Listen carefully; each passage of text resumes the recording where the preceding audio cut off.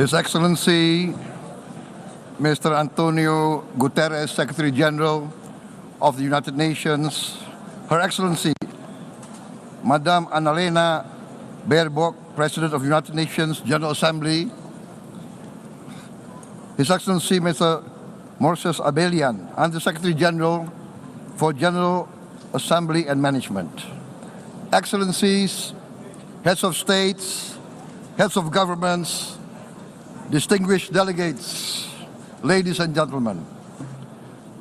It is indeed a great honor for me to stand in this august General Assembly Hall among leaders and representatives who represent almost all of humanity. We differ in race, religion, and nationality, yet we gather together today as one human family. We are here first and foremost as fellow human beings, each created equal, endowed with unalienable rights to life, liberty, and the pursuit of happiness. The words of the United Nations Declaration of Independence have inspired democratic movements across continents, including the French Revolution, the Russian Revolution, the Mexican Revolution, the Chinese Revolution, and Indonesia's own struggle and journey to freedom. It also gave birth to the Universal Declaration of Human Rights, adopted by the United Nations in 1948. All men are created equal was the creed that opened the way to unprecedented global prosperity and dignity.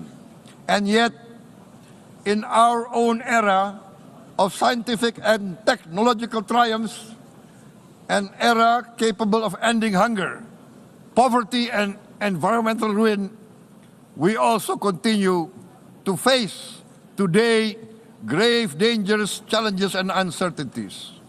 Human folly, fueled by fear, racism, hatred, oppression, and apartheid, threatens our common future. My country knows this pain. For centuries, Indonesians lived under colonial domination, oppression, and slavery. We were treated less than dogs in our own homeland. We Indonesians know what it means to be denied justice and what it means to live in apartheid, to live in poverty, and to be denied equal opportunity. We also knew what solidarity can do. In our struggle for independence, in our fight to overcome hunger, disease, and poverty, the United Nations stood with Indonesia and gave us vital assistance. Decisions made here based on human solidarity by the Security Council and this Assembly gave Indonesia independence, international legitimacy, opened doors, and supported our early development through the efforts of the United Nations Children's Fund, the United Nations Food and Agriculture Organization, the FAO, the World Health Organization, and many, many other United Nations institutions. And because of that, Indonesia today stands on the cusp of shared prosperity and greater equality and dignity. Madam President, Excellencies, our world today is driven by conflict, injustice, and deepening uncertainty. Every day we witness suffering, genocide, and blatant disregard for international law and human decency. In the face of these challenges, we must not give up. As the United Nations Secretary General said, we cannot give up. We cannot surrender our hopes or our ideals. We must draw closer, not drift apart. Together we must strive to achieve our hopes, our dreams. The United Nations was born from the ashes of the Second World War that claimed scores of millions of lives. It was created to secure peace, security, justice, and freedom for all. We remain committed to internationalism, to multilateralism, and to every effort that strengthens this great institution. Today, Indonesia is nearer than ever before to meeting the sustainable development goals of ending extreme poverty and hunger. Because years ago, this very chamber chose to listen and uphold social and economic justice. We will never forget. And today, we must never be silent while Palestinians are denied that same justice and legitimacy in this very hall. Excellencies, Thucydides warned, the strong do what they can, the weak suffer what they must. We must reject this doctrine. The United Nations exist to reject this doctrine. We must stand for all, the strong and the weak. Might cannot be right. Right must be right. Indonesia today is one of the largest contributors to United Peacekeeping Forces. We believe in the United Nations. We will continue to serve where peace needs guardians, not with just words, but with boots on the ground. If and when the United Nations Security Council and this great assembly decide Indonesia is prepared to deploy 20,000 or even more of our sons and daughters to help secure peace in Gaza or elsewhere,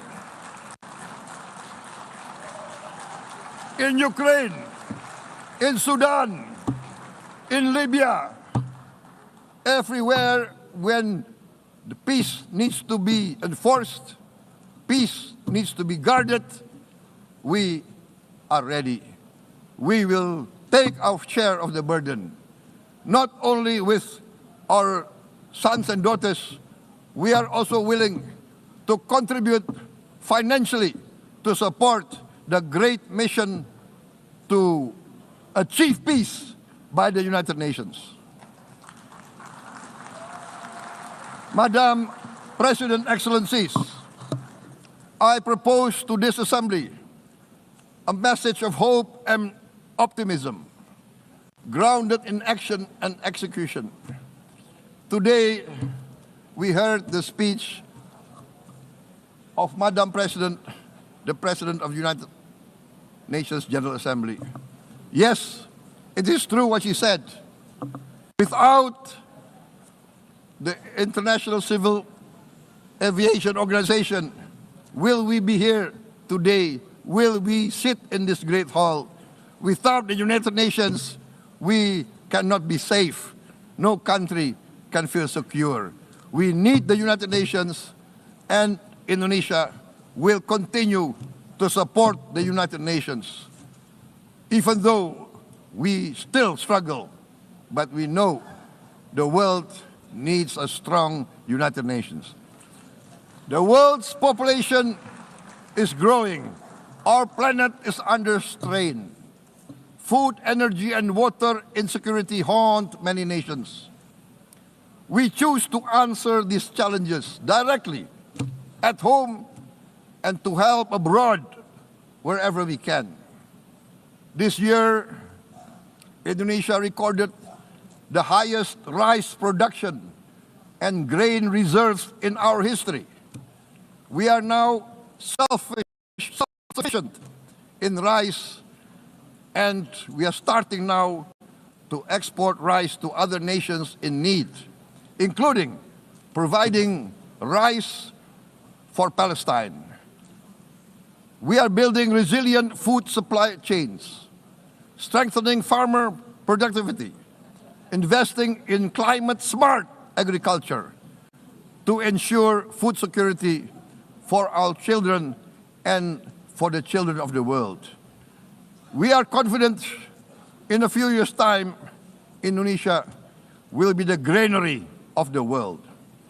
As the world's largest island state, we testify before you that we are already experiencing the direct consequences of climate change, particularly the threat of rising sea levels. The sea level on the north coast of our capital city is increasing by 5 centimeters every year. Can you imagine in 10 years? Can you imagine in 20 years? For this, we are forced to build a giant seawall, 480 kilometers in length. It will take us maybe 20 years, but we have no choice. We have to start now. Therefore, we choose to confront climate change not by slogans, but by immediate steps. We are committed to meeting our 2015 Paris Agreement obligations. We aim to achieve net zero emission by 2060, and we are very confident we can achieve net zero emission much earlier. We aim to reforest more than 12 million hectares of degraded forest, to reduce forest degradation, to empower local communities with quality green jobs for the future. Indonesia is shifting decisively from fossil fuel-based development towards renewable-based development. From next year, most of our additional power generation capacity will come from renewables. Our goal is clear: to lift all of our citizens out of poverty and make Indonesia a hub for solutions to food, energy, and water security. Madam President, Excellencies, we live in a time when hatred and violence can seem to be the loudest voices. But beneath this loud noise lies a quieter truth, that every person longs to be safe, to be respected, to be loved, and to leave a better world to their children. Our children are watching. They are learning leadership not from textbook, but from our choices. Today, still, a catastrophic situation in Gaza is unfolding before our eyes. At this very moment, the innocent are crying for help, are crying to be saved. Who will save them? Who will save the innocent? Who will save the old and women? Millions are facing danger at this very moment. As we sit here, they are facing trauma. They are facing irreparable damage to their bodies. They are dying of starvation. Can we remain silent? Will there be no answer to their screams? Will we teach them that the human family can rise to the challenge? Madam President, we must act now. Many speakers have said that. We must stand for a multilateral order where peace, prosperity, and progress are not the privilege of a few, but the right of all. With a strong United Nations, we can build a world where the weak do not suffer what they must, but live the justice that they deserve. Let us continue humanity's great journey of ideals, the selfless aspirations that created the United Nations. Let us use science to uplift, not use science to destroy. Let rising nations help others to lift themselves. I am convinced that the leaders of the great world civilizations of the West, of the East, of the North, of the South, leaders of America, Europe, of India, China, the Islamic world, the whole world, I am convinced they will rise to their role demanded by history. We are all hopeful that the leaders of the world will show great statesmanship, great wisdom, restraint, humility, overcome hate, overcome suspicion. Madam President, distinguished delegates, we are greatly heartened by the events of the last few days, where significant leading countries of the world have chosen to side with history, to choose the right side of history, the path of the moral high ground, the path of rectitude, the path of justice, the path of humanity, to shun hatred, to overcome suspicion, and to avoid the use of violence. The use of violence will beget violence. No one country can bully the whole community of the human family.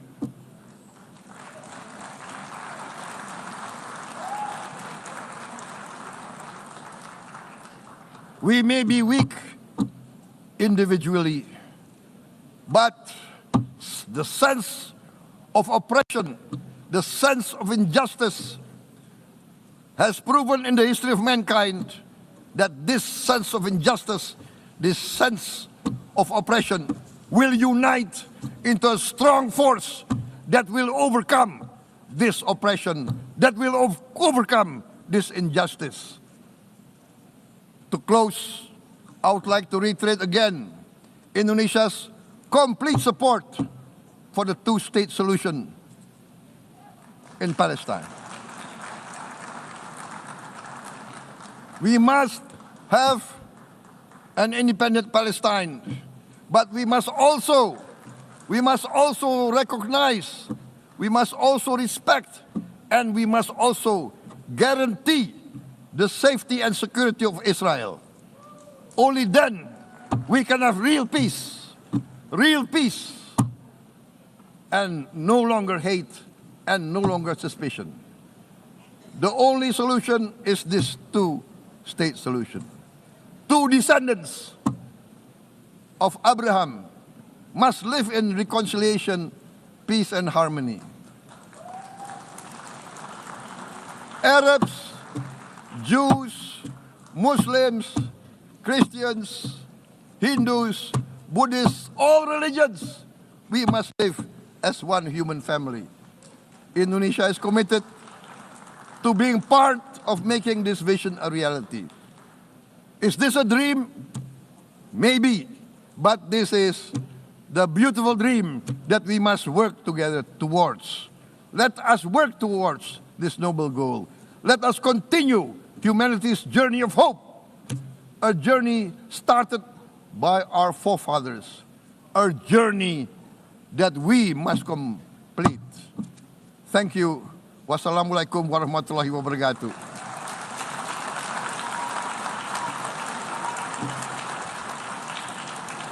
Shalom.